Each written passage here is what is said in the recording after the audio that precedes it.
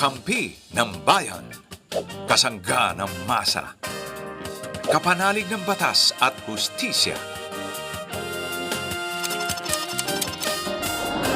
Attorney Danny Con.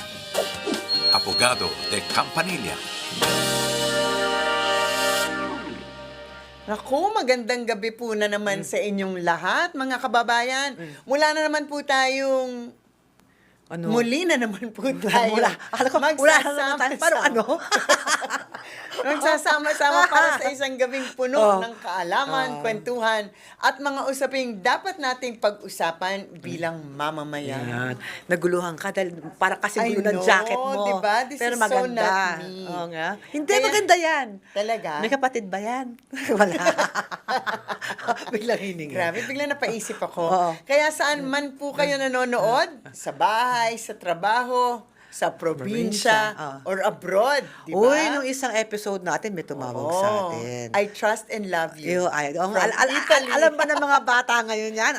Italy. I trust and love Eh, ang you. Japan, alam nila? Just always pray at night. Nakakainis. Oo, tanda yan. Ito na nga, mahirap talaga Oo. pagkasama. Pag nagsasama tayo, mahirap na. Oo nga, natin matapos ang spill natin. Oo nga, Kung sino na yan? welcome po sa Attorney Danny Con, Abogado de Campanilla.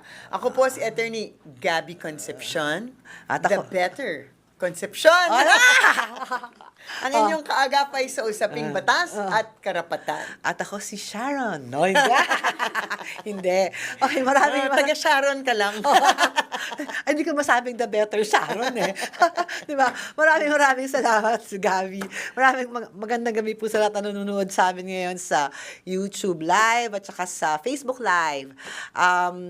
Patuloy maraming salamat sa pagtangkilik niya sa amin. Always. Ako po si PG nga. Not Sharon. Not Sharon. Pero magaling mag-Sharon. Oo nga, Sharon is life, you know? Di ba? Mamaya Talagang nauso yung Sharon na yan. Oo nga. Actually, alam mo, mali ang interpretation ko ng Sharon na yan, ah. Oh. Kasi nga, parang sabi ko, yung kasi lagi nagbabalot. Yung pala, kasi yung pala yung kanta. Oo, Ay, balutin mo ako. Naliwanag. Pero ang tagal bago ko rin nag-get. Di yan, ba? Ako di rin ba? eh. Malay di ba? naman natin. Oo nga. And anyway, sa mga gustong tumawag sa amin para or mag-text sa inyong mga problema, whether lagi mo sinasabi, either usaping legal or even love life, you can use our Globe numbers. It's 0954-310-0331. And for Smart, it's 0961-770-8807. Pwede din Facebook Messenger. Yan. Oo, mag-iwan kayo ng message kung hindi po kayo makatawag sa amin. Kaya wag na po kayong bibitaw dahil ngayong gabi ang batas po ay para sa inyo at para sa inyo lamang. Simulan na natin ang ating talakayan dito sa Attorney Danny Con, Abogado de Campanilla, at uunahin natin ang question ni Celeste mula sa Metro Manila. Magandang araw po, Attorney. Ang concern po namin ay tungkol sa isang legally adopted child via simulated birth adoption. Parang anachronistic yan, ano? Ano? Legally adopted, pero yung pala Oo nga. via simulated Unang-una birth. po, pag simulated birth certificate lang, ay hindi po siya legal adoption. Pero itutuloy natin yan mamaya. So, simulated birth adoption ang ginawa na inadopt ng parents ko 40 years ago. Sa ngayon po ay naging marahas, verbally abusive, at may gambling addiction na nagdudulot ng takot at hindi ligtas na environment sa loob ng pamilya. Kaya nais po ng mother ko na malaman kung may legal bang paraan para i-disown o i-sever ang parent-child relationship sa isang adopted child sa ilalim ng batas. Meron, actually. Nais din po naming malaman kung ano ang legal remedies kung may ganitong klaseng family conflict at whether may process po para arisin ang legal effects ng adoption na matagal nang nangyari. Kasi hindi siya adoption eh. Eh, yun na nga. So, Diba? unang-una, kasi nga po, at saka kung dun sa nag-advocate ng adoption, daanin po natin sa tamang proseso. Ngayon ay Oo. administrative na lang sa National Authority on Child Care, hindi na sa korte dumadaan. So, hindi Kasama na ka siya dun sa kasing ano, di ba? Sa mga nanonood, kasama po si Attorney Gabby doon sa ano na sa yun, council, sa council ng National Authority on ng Child Care. NACC. Oo, Oo. tayo po ay nag-advocate para sa pag-aampon sa adoption. Oo, maganda yan. Ano, Dahil kasi- marami naman po talagang bata na nangangailangan ng tinatawag nating na forever home. Yes, at Diba? saka 'di ba under the NACC dahil nga na-assure na dumaan sa yung mga prosesong actually importante, like yung mga DSWD studies. Marami pong gumagawa na, especially dati nung court process pa ang adoption. Ang ginagawa hirap kasi, nila para mabilis, ay pinepeke po ang birth certificate. Linalabas nila na yung isang bata ay pinanganak dun sa couple. Yun ang tinatawag na simulated birth. Simulated birth. Simulated birth na actually bawal sa batas. Correct. Isang krimen po yan sa ilalim ng revised penal code. Although nagkaroon nga ng bagong law na may amnesty. May amnesty. Oo. Hanggang 2029 na lang yata. Oo, di ba? Na parang for those who were, yung nangyari yan sa inyo. Pero usually, yung amnesty na yan, Is idedeklara mo na peke ang birth certificate, pero ia-adapt mo. I-adapt mo na lang. Oo. But using the NACC rules na, Yes, di ba? Oo, di ba? Lalo na kunyan. At even if you're already an adult, di ba, na pwede mo pa rin gawin yon under the amnesty.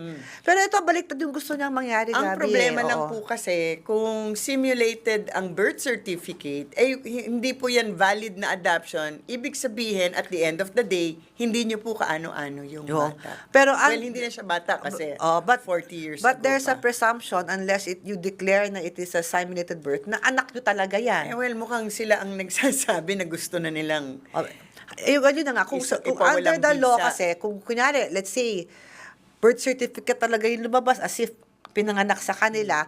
So there is kung wala kayong gagawin ang gagawin nyo is you will now revoke or the birth certificate, the revocation of kailangan na mag-file ng kaso. It's a petition in itself to just declare the birth certificate null. As false. It's not no longer kasi merong mga grounds to annul an adoption, di ba? Pero hindi siya talaga adoption. Hindi talaga siya adoption, so hindi yun yung So course wala yung nyo. actually marami ng kasong ganyan. Pero ang legal course nyo is to Invalidate the the invalidation of the birth certificate. Do it now. Because since there is an amnesty, baka na-decriminalize ang simulated birth. Mapapasok kayo din na it's decriminalized until 2029 hindi kayo kakasuhan.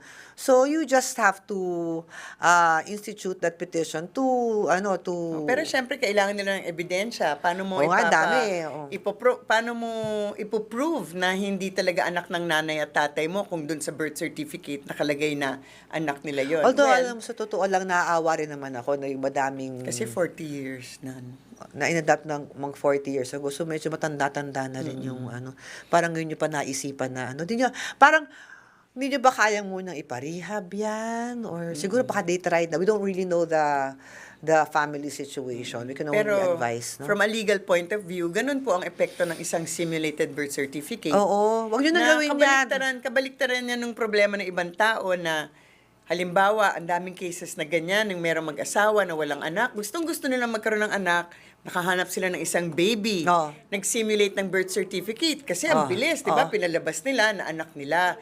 Tapos, nung pinalaki nila yung bata, na ang intention nila, lahat ng kanilang ari-arian, napupunta talaga doon sa batang binabawi ng mga totoong magulang. Nung namatay na yung nanay at tatay, sino ngayon ang nagkaso? Lahat ng mga relatives na ang sinasabi nila, hindi nila kaano-ano yung batang yan, walang karapatan na magmana, which is actually true. Which is actually true. Okay. So, dun sa mga kaso din na nakaabot na sa Korte Suprema, ang nangyayari ay, magbibigay sila ng proof na kunwari, ay naku, hindi naman talaga, di ba, kumbaga baog, di ba? Hindi kayang magkaroon ng anak yung parents.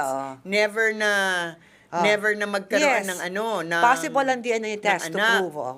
So, pwedeng mag-DNA test. Ang scientific evidence is possible to be introduced na hindi na kaano-ano so ng bata. Your course is to just invalidate the birth certificate. Pero nga, after 40 years, kailangan nyo nung isipin, it's not really a legal problem di ba?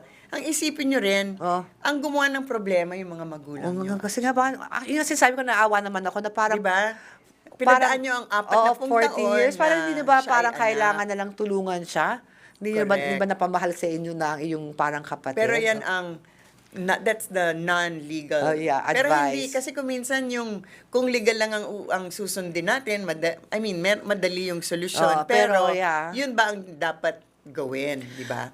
Well, actually for me, mas lasting ang solution if hindi sa legal na opinion natin is the interpersonal family relations actually ang kanilang kailangan ayusin. And that's more Pero permanent. para sa kaalaman din ng ibang nanonood sa atin, sa ilalim po ng batas ngayon, kung magpalit ang isip niyo, let's say it's a valid adoption. Kung magpalit ang isip ninyo, yung mga nag-adopt, wala silang recourse to invalidate the adoption. Ang pwede lang mag-invalidate, we call it the rescission of the adoption, is the adopted child. Ganon? Sila ang dapat mag-decide kung ipapabaliwala ang adoption. Oh. Yung mga nag-adopt sa kanya, ayaw na nila dun sa bata. Parang ordinary child. Kumbaga, pwede mong i-disown. Oo. Diba? Pwede mong i-disown. Tatanggalan mo ng mana. Disinherit. Oo. Pero you cannot undo the adoption. oo, Anak mo hindi siya na. forever. Ang karapatan para i-undo ang adoption na yan, nandun lang sa adopted child. That's fair. For me, that seems fair. Oo, kasi it's like having a child, di ba? Hindi nyo naman pwede ibalik. Oo nga. Sa sinapupunan nyo yung Oo, bata. Kung, true. Kung That's lumaki fair. I yung think bata na hindi nyo gusto, ganun din sa That's adoption. fair. That's fair for me. So, in any case, yan. Kasi adoption ang inumpisahan ninyo. Di tatapusin na. Oo nga, swerte. Dahil ang tanong ay adoption at mga ating Pero yun kasama din sa lang ang NACC. gusto nating i-emphasize na parang huwag kayong matakot sa adoption. Parang it's a way of having a child. Pero kung mag-a-adopt kayo o mag-aampon, gawin sa tamang proseso. Anyway, mas madali na siya ngayon. By Dahil how much? administrative. By how napaexit ba yung panahon? Napaiksi kasi unang-una hindi ka na makikipag-compete sa korte, 'di ba? Doon sa Sabagay. sa schedule ng korte na Bagay, oo. pag nag-cancel ka ngayon 6 na buwan, mabilis pa ang 6 na Kasi buwan may na kilala ako, resetting. mga 5-6 na taon ang inabot. Oo, Eh. Meron akong kilala ganun. Ngayon mas mabilis. Sige, okay. So in any case, ngayon naman ay meron tayong caller on standby, si Lynn from Quezon City. Magandang hapon sa iyo. Magandang gabi sa iyo, Lynn. Hello po, attorney. Hi, Lynn. Sorry to keep you waiting. Anong may tutulong namin sa iyo? May concern lang po kasi ako kasi po may gumagamit po ng mga photos ko through online and nakailang report na rin po ako sa Blue App and Pink App pero wala pa rin pong action na nangyayari. Active pa rin po siya hanggang ngayon. Ginagamit ang mga litrato mo. Anong Opo, litrato pati yan? po Yung litrato mo na you posted. Kunyari sa mga sockmate mo, Opo. ganon. Opo. Tapos anong ginagawa niya sa mga litrato mo? Nangungutang ba siya sa ibang tao? Pinupost niya din po and medyo nakakatakot po dahil thousands po yung followers niya and sobrang active niya din po. Pero litrato mo lang pero hindi mo naman pangalan. Hindi po. Iba po yung ginagamit niya. Poster account po siya. Anong tawag? Poster. Poster account po. Poser. Poster. You're such a poser. Diba? Fake. Fake. You're so fake. Anyway, Lynn. Okay, sabi mo na-report mo na somewhere. Sa mismong app po. Sa Sa Blue App and Pink App po. Sa mismong app. Alam mo, Opo. dapat sa ano yan? Sa pulis na Sa police, sa NBI, sa... Kasi alam mo Sa Cybercrime Division. Cybercrime Division. Actually, sa ang PNP ngayon, Lynn, since sa dami na ng mga batas dealing with cybercrime, they already have a cybercrime desk. Actually, in most precincts. No? So, kung sa Quezon City, for sure meron sa Quezon City. So, pumunta ka sa malapit na presinto at i-report mo na yan. Alam mo kasi bakit importante, Lynn, na ma-report mo yan, kahit let's say mabagal ang usad. Para at least kung merong ginawang kabalastugan tong nagpo-post, yung poster na Actually to. po, meron po siyang online na boyfriend po. Online. Boyfriend. Boyfriend. Paano mo Opo, alam? ano po siya, sinend po lang sa akin ng friend ko. Parang yung friend mo, Then, parang naging follower niya para ma-stalk siya, tas nalaman na. Opo, dumaan po Oh. sa feed niya yung account kasi meron po doon nagsushow ng mga Lynn, followers. my friend, my advice is that you really have to lodge something sa PNP, sa NBI, not just to stop the posing, but also in case and most likely if this person posing as you will commit crimes Baka mamaya nagsa-scam na yan. or diba? scams at biglang ikaw ang akusahan, at least masasabi mo hindi ako yan. In fact nga nagkasuna ako ito. 'Di ba? Meron ka ng defense. So do that right away, Lynn. Oo, para matigil mo pa rin yan. Oo, Mapatigil na dalawa ang iyong gagawin. Dalawa ang Pwedeng puntahan. benefits Sige, no, sige no. po. One is matitigil yung paggamit ng image mo at the same time, kung may naloko yan at biglang ikaw ang hinabol, masasabi mong hindi talaga ikaw yan at ikaw ay biktima rin. Siguro interesting ang appearance ni Oo, Lynn. maganda ka siguro, Lynn. Or interesting, di ko naman sinayang maganda agad. Interesting, meron Hindi, kakaiba. alam mo, I can assume that dahil bakit naman siya thousands of followers. Tapos meron na siyang Ano po boyfriend. siya nakalagay online po sa may account niyo po? Created on 2022 pa po.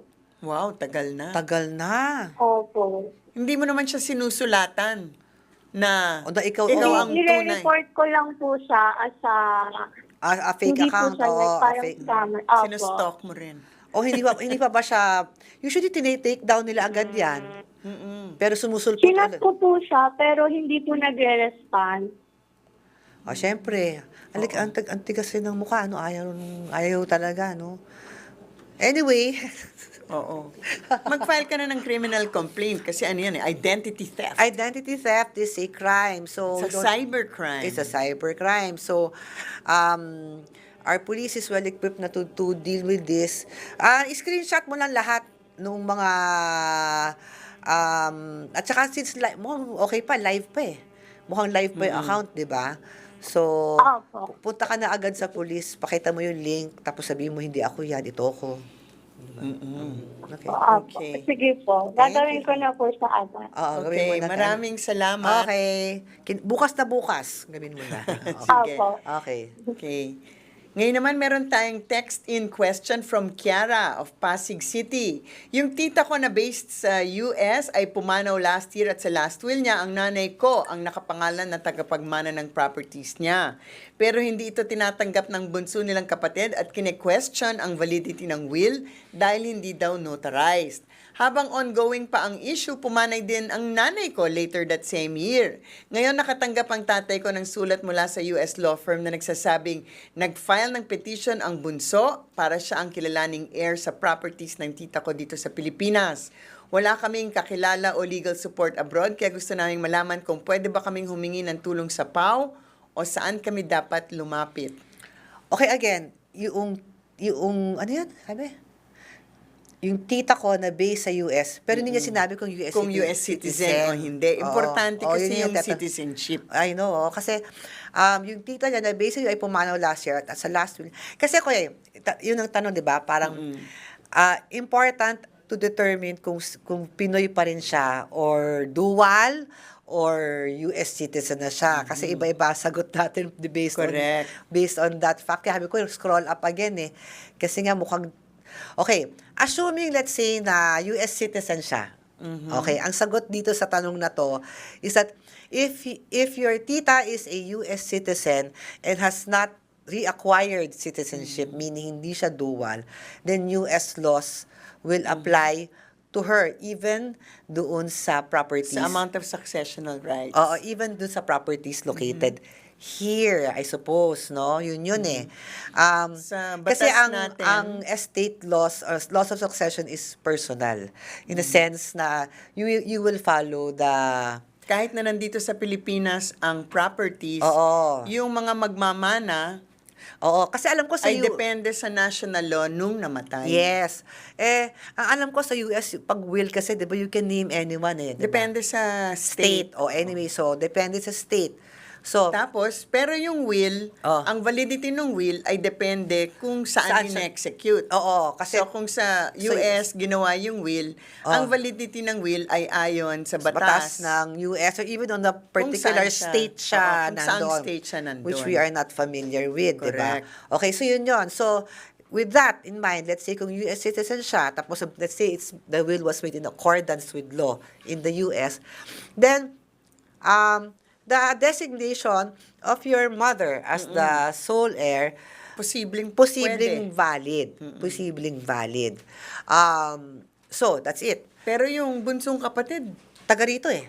oo, Taga- mukhang meron siyang means, di ba? Oo, to eh. question that will abroad, ha? I know. So, pangalawa, so if the man na mukhang, dahil nag-bother yung bunsong kapatid to question it, I assume, I have a strong feeling, Pinoy pa rin tong tita niya. Kasi why would the brother, the youngest, bother? Because the properties are in the Philippines. Oo, pero yun na nga. Oo. Kasi Bakit siya hindi kasali? Oh, yun na nga. Kaya lang kasi siguro, nga alam niya na hindi pa naman American citizen or baka dual na si tita. Pero kailangan natin malaman ang information na yan. Kasi Oo. nga, Kung Pinoy citizen pa rin or dual citizen si tita mo, iba na ang sagot natin, di ba? Kasi, since Pinoy pa rin siya, mag-a-apply na yung succession laws natin na may forced heirs. Pero forced kung heir ba wala mga kapatid? Kung wala namang asawa at kapatid si tita, O, kung- pwede niyang ibigay yun lahat Oo. sa nanay mo kasi hindi naman compulsory heir Ang ang mga kapatid, oo, hindi naman compulsory ang mga kapatid. So, Pero kung ma-invalidate ang will na yan, hindi, kaya lang sinasabi niya, wala raw, kaya lang kung ginawa nga kung ang will ay ginawa sa US, again, that's the same, Pero if the will was made in the Philippines, ayan, we have laws on how a will is made here. There are two kinds. There is the holographic and then the notarial will. Very technical, pero basically, ang holographic will, completely handwritten and dated and signed by the decedent. Completely handwritten. So, hindi na kailangan ng witnesses. Wala lang, siya lang talaga. Ang notarial will, on the other hand, is hindi siya pwedeng hindi handwritten. pero ang daming requirements. Ang daming requirements. 2 witnesses. Pinamemorize yan dati sa amin ni Attorney Danny. Ay, nako, I'm sure. Every will other than a holographic will. No. Every will, other than ako rin, teacher ko siya sa succession, must have 2 witnesses and signed before notary public with the 2 witnesses.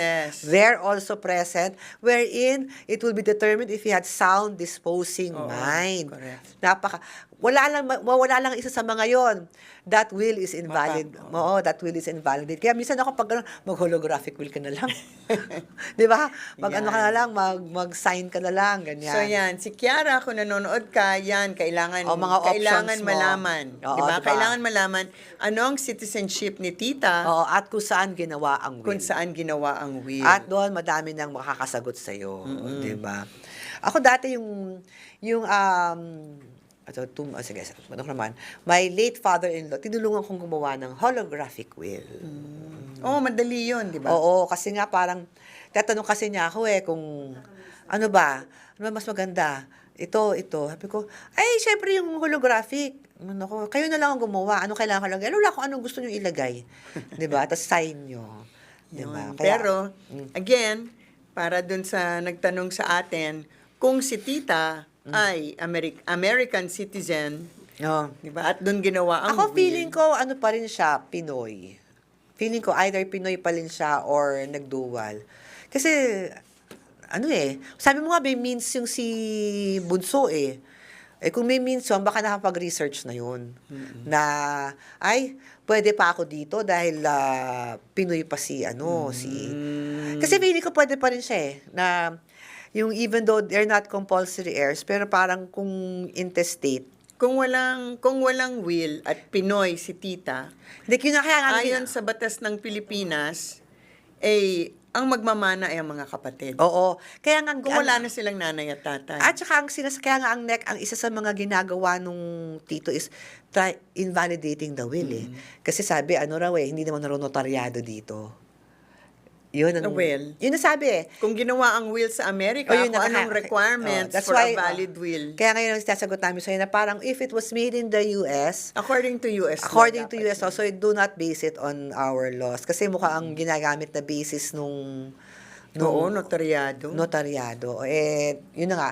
If it is a notarial will, pero paano kung holographic yung ginawa ni tita? Okay lang yun, di ba? So, closing na raw. Pwede na bang mag-goodbye? Naku, mag-goodbye na tayo kasi natagalan tayo dyan sa discussion na yan. Oo nga. Gagawa ka ba ng will? Gagawa ba ako ng will? Oo nga, gagawa ka ba? Ikaw? Ako hindi na siguro.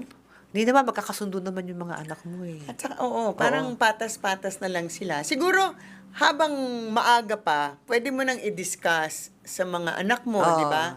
Kunwari, i-discuss nyo na dapat pantay-pantay. Or mag-designate ka na lang kung ano yung para Kasi kanino. ina-assume mo kasi na maraming properties. Baka Aba. ikaw may problema niyan. Ano, mapingi Di ba? nga Pwede lang eh. silang Alam mo, alam mo, namamalimos ikaw, ako sa'yo, pingi. alam mo, since ito, isa lang ang anak, walang problema. Wala, oo. Gusto mo awayin niya sarili Ako niya, kasi di ba? apat, di ba? Awayin niya sarili niya. Ako apat, di Ano ba? kailangan nilang mag-usap. Oo Kung nga. maghahatian ba nila, magsusuklian ba sila.